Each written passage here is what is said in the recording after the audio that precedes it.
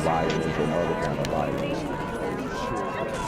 Guess what? I could be at work, at school, in my car, and I can still get shot by the police. But I can get shot anywhere. So it is what it is.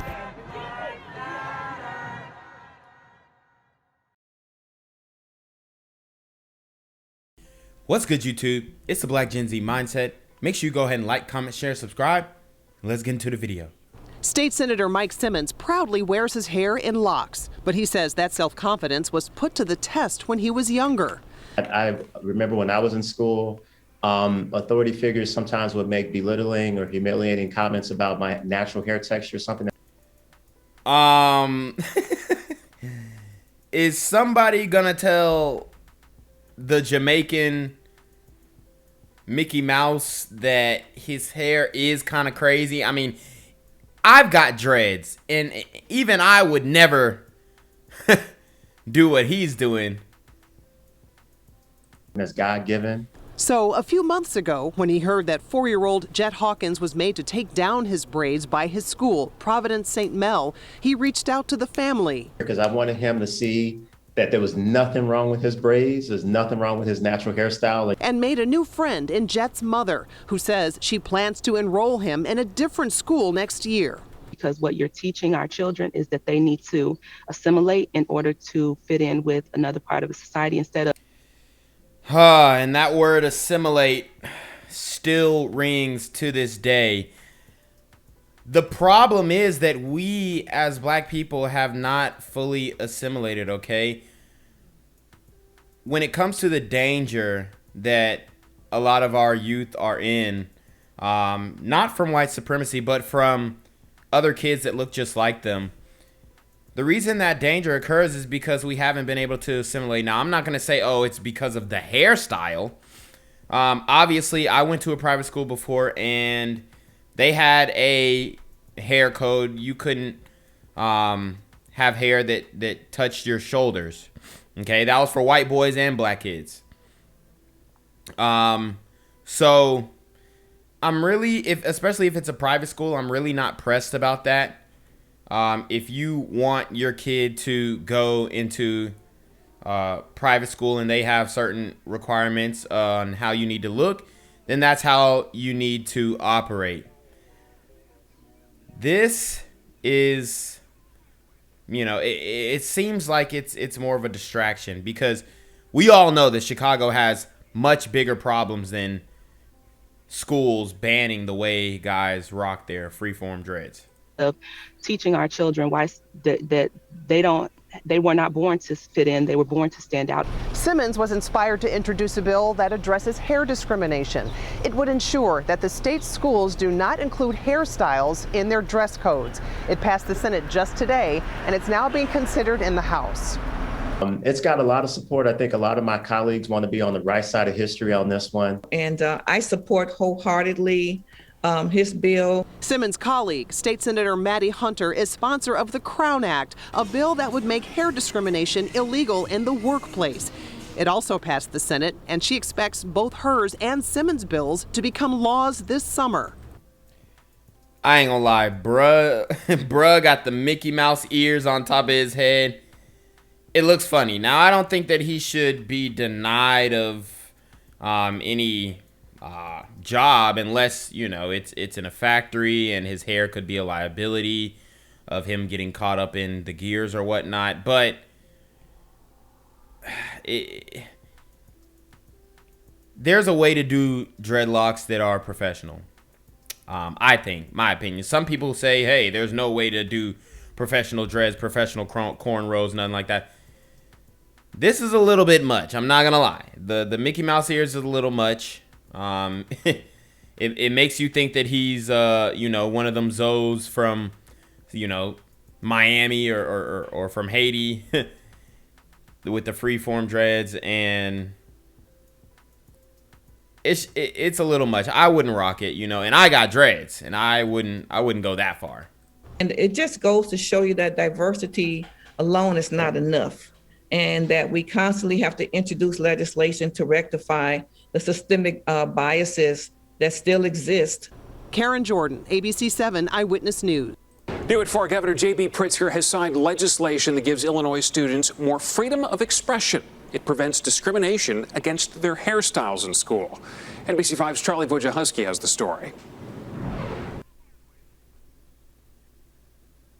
This afternoon, Jet Hawkins can wear his braids with pride. The 4-year-old's hairstyle became a point of contention between his mother and Providence St. Mel Preschool when the predominantly black school said he had to remove his braid. Our hair is an extension of who we are as a... So this is a predominantly black school. This is a black school saying that he cannot wear braids. I don't think this has anything to do with race.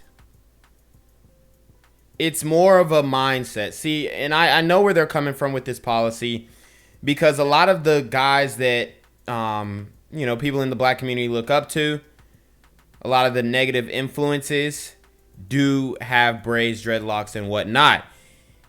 And it makes it harder for the people who are doing the right thing to get looked at or taken seriously. You know, it's another dilemma of the few messing it up for the many, especially in our culture. It's a race and is deeply connected with our cultural identity. While at the time the school said it was reviewing its policies, Governor J.B. Pritzker today signed new legislation prohibiting hair discrimination at schools.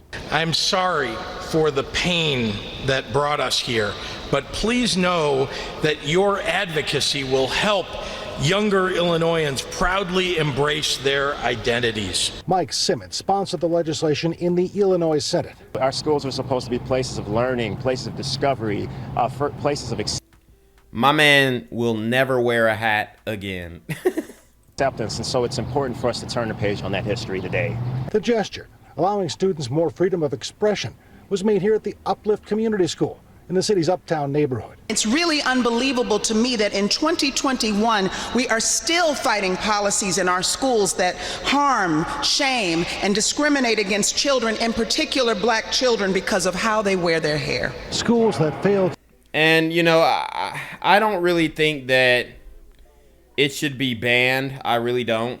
But I do think, I do understand the thought process behind banning these certain hairstyles, just because of the way that certain people present themselves in the community with these hairstyles. Now, you definitely can't judge a book by its cover.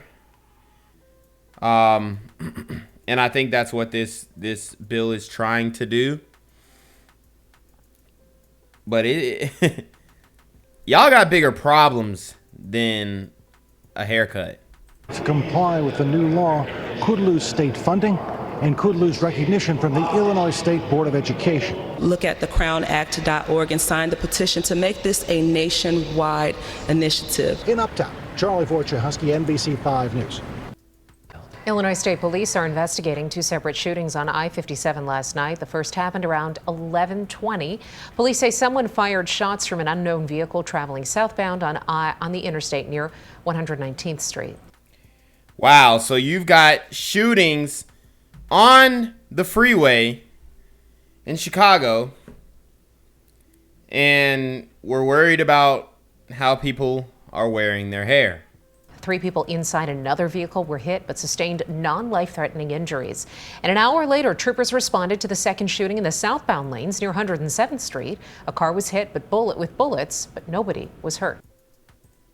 And this morning, authorities are investigating yet another shooting on a local expressway. This one happening last night on the inbound side of the Dan Ryan near 47th Street. State police say one person was hurt but is expected to survive. There have been more than 250 expressway shootings in Chicago. 250 expressway shootings. Yikes. Or in the Chicago area just this year. Terrible way to start the year. We are here on the south side. A 12-year-old has been shot overnight. He was brought here to Comer Children's Hospital. He has died from a gunshot wound to the chest. Wow. So we've got a 12-year-old boy Sitting on his bed. Sitting on his bed. Shot. I wonder what this young man looks like. This happened last night inside a house in the 5500 block of South Aberdeen. Police responded at about 11:25 last night. They say the boy was sitting on a bed in a back bedroom with several other people. Police say a known offender discharged a weapon, striking the boy in the chest. A pastor on the scene talked about how upsetting this is. What? A known offender. Hold on, what did she say? Striking the boy. Police say a known offender discharged a weapon, striking the boy in the chest. A pastor on the scene talked about how upsetting this is. A known offender? Does that mean he was out on bail? Does that mean that, you know, he was fighting a violent crime and was given a bail and now he's back on the streets? What do they mean by a known offender? Did he have warrants out? What's the deal on this one? I think they're trying to keep it on the hush-hush because we know that Chicago has let out a lot of criminals, a lot of violent criminals, as a matter of fact, onto the streets, you know, in the name of criminal justice reform. 12-year-old child was shot by somebody while sitting on his bed where a child should be during this holiday season. It's just a sad thing. Last year we had more than one child average killed a week, and so soon. More than one child killed a week. More than one. More than one. So there's 52 weeks in a year. So we can assume that at least 52 kids were killed in Chicago. Soon, another child who was just opening Christmas presents and was ready to go back to school tomorrow is now not going to be there. And hope this is not a precedent, but it's definitely. Hope it's not a precedent. This has been the precedent since, I don't even know back. I mean, this is it. This is Chicago. This is what you guys are voting for. This is what you guys are advocating for. Remember, defund the police and all that kind of stuff. These are the movements that you guys push for, and then when the backlash happens, everybody's upset, everybody's crying. Obviously, this is very horrific that a 12-year-old was shot by a grown-ass man. Sad state of affairs, and we got to decide what we're going to do about this type of stuff. So sad. Now, police describe the gunman as a known offender. However, they say no one is in custody right now. The 12-year-old boy has not yet been identified. Reporting live, I'm Joni Lum. Now back to you. Gang violence and other kind of violence. Get away! I could be at work, in school, in my car, I can still get shot by the police. I can get shot anywhere. So it is what it is.